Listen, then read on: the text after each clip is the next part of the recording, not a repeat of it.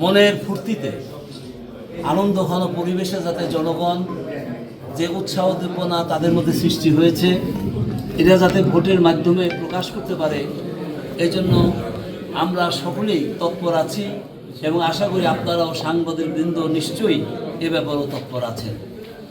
আপনাদের ভূমিকা এখানে অগ্রগণ্য, কারণ আপনারা জানেন প্রতিদ্বন্দ্বী পক্ষ আছে, প্রতিদ্বন্দ্বিতা যেখানেই হয় সেখানে কিছু সমস্যা হওয়াটা অস্বাভাবিক নয়। এই ক্ষেত্রে আমি ক্যান্ডিডেট হিসেবে আপনাদের বিবেচনার কাছে একটি কথাই রাখব যে আপনারা অত্যন্ত নিরপেক্ষভাবে দায়িত্ব পালন করছেন, সেটাকে আরও নিরপেক্ষভাবে যাতে করা যায় এবং সকলের অবস্থান যাতে সমানভাবে আপনাদের মাধ্যমে প্রকাশিত হয়, এই আবেদন আপনাদের কাছে আমি জানাচ্ছি 1 নম্বর। দ্বিতীয় কথা হলো, আমাদের যারা প্রতিপক্ষ আছেন তারা ইতোমধ্যেই এই কিছু কিছু জায়গায় কিছু ধমক ধামক হুমকি ধামকি, বিশেষ করে আমার মহিলা কর্মীদের উপরে একটু কটাক্ষ করে আলাপ আলোচনা, এগুলো তারা চালিয়ে যাচ্ছে। তা আমরা আমাদের কর্মীদেরকে নির্দেশনা দিয়েছি যে তারা পায়ে পাড়া দিয়ে ঝগড়া করতে চাইলেও তোমরা কোনো ঝগড়া লিপ্ত হবে না, প্রয়োজনে আসসালামু আলাইকুম বলে চলে আসবে, কোনো কথার দরকার নেই। আলহামদুলিল্লাহ আগামীকাল সকালেই আমরা মঞ্চ হাতে পাবো এবং মাঠ সুসজ্জিত হবে। আজকে বাংলাদেশের আপামর জনসাধারণ যেখানেই ডাক্তার শফিকুর রহমান যাচ্ছেন, মানুষের ঢল নামছে, মানুষের স্রোত নামছে। আজকে বাংলাদেশ জামাত ইসলামী কাছ থেকে এদেশের মানুষ একটি ন্যায় ও ইনসাফ ভিত্তিক সমাজ চায়। সেই ন্যায় ও ইনসাফ ভিত্তিক সমাজ কায়েম করার রূপরেখা কি, এই রূপরেখা আজকে বর্ণনা করছেন, ব্যাখ্যা দিচ্ছেন, জনগণকে বোঝাচ্ছেন আমাদের সম্মানিত আমিরে জামাত। ফরিদপুরের এই মাটিতেও ইনশাআল্লাহ এই জনগণের সামনে জামাত ইসলামের যে ইশতেহার গতকাল ঘোষণা করা হয়েছে, ওই ইশতেহারের বাস্তবায়ন, ইশতেহার কিভাবে আমরা বাস্তবায়ন করব সেই ব্যাখ্যা উনি দেবেন। আপনাদের উদ্দেশ্যে উনি বক্তব্য রাখবেন। আলহামদুলিল্লাহ ফরিদপুরের যে দাবি, সেই দাবিগুলো উনি তার সরকার যদি ক্ষমতায় যায় তিনি বাস্তবায়নের প্রতিশ্রুতি দিবেন। আমরা তার কাছে আমাদের দাবিগুলো উপস্থাপন করব। দাবিগুলো হলো, আমাদের ফরিদপুরের বিভাগ চাই, ফরিদপুরে একটা পূর্ণাঙ্গ বিশ্ববিদ্যালয় চাই, ফরিদপুরে একটা পূর্ণাঙ্গ ক্যান্টনমেন্ট চাই, এরকম ফরিদপুরের অবকাঠামো উন্নয়ন চাই, এরকম দাবি আমাদের আছে। এই দাবিগুলো আমরা আমাদের আমির জামাতের সামনে উপস্থাপন করব। আপনাদেরকে সামনে রেখে উনি ওনার বক্তব্যে দাবি বাস্তবায়নের প্রতিশ্রুতি দিবেন, আমরা আশা রাখি। আপনাদের সর্বাত্মক সহযোগিতা চাই। বাংলাদেশ জামাত ইসলামীর উদ্যোগে ফরিদপুরে 2টি জনসভায় আমাদের আমিরে জামাত বক্তব্য রাখবেন। আমাদের প্রথম জনসভাটি হবে বোয়ালমারীতে।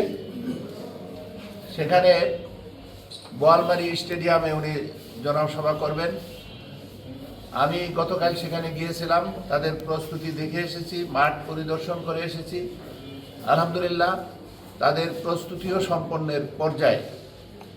আশা করি সেখানে মানুষের ভিতরে আমি যে উৎসাহ উদ্দীপনা দেখে এসেছি, তাতে আমরা যা ধারণা করি তার চেয়ে বেশি লোক হবে ইনশাআল্লাহ। অর্থাৎ মাঠ উপসিয়ে বাহিরেও জনগণ থাকবে।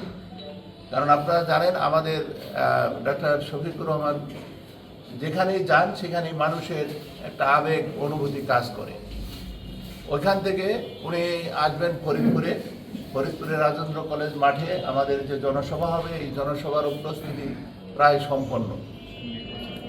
গতকাল আমরা রাতে মাঠে গিয়েছিলাম, আমরা আমাদের দিক নির্দেশনা দিয়ে এসেছি এবং সার্বিক প্রস্তুতি আমরা পরিদর্শন করেছি। আমরা আশা করি যে আজকের মধ্যেই আমাদের প্রস্তুতি হয়তো বা সম্পন্ন হয়ে যাবে, না কালকে যেহেতু বিকালে আমাদের সমাবেশ, এজন্য হয়তো কিছু সময় লাগতেও পারে।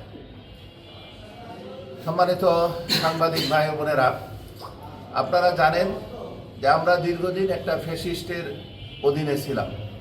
মানুষ তাদের ভোটাধিকার প্রয়োগ করতে পারে নাই।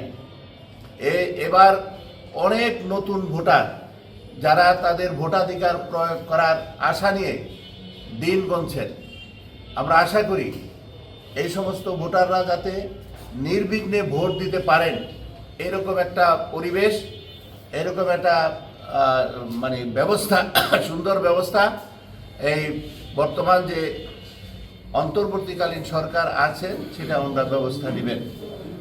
আমরা আইন শৃঙ্খলার দায়িত্বে নিয়োজিত বিভিন্ন সংস্থার সাথেও কথা বলেছি, তারা আমাদেরকে আশ্বস্ত করেছেন যে জনগণ ভোট দিবে এবং নির্বিঘ্নেই ভোট দিবে এবং নির্বাচন কেন্দ্রে বিভিন্ন ধরনের মানে ব্যবস্থা থাকবে, যেমন সিসি ক্যামেরা সহ অন্যান্য ব্যবস্থা থাকবে। আমাদের প্রত্যাশা, মানুষ আশা করে আমরা ফ্যাসিস্ট মুক্ত হয়েছি, ফোনটা ধরেন, সাইলেন্ট করেন। আমরা Side ফ্যাসিস্ট মুক্ত হয়েছি, ভবিষ্যতে যেন আর কোনো ফ্যাসিস্ট নির্বাচিত হতে না পারে, মানুষকে নিয়ে সিনেমিনি খেলতে না পারে।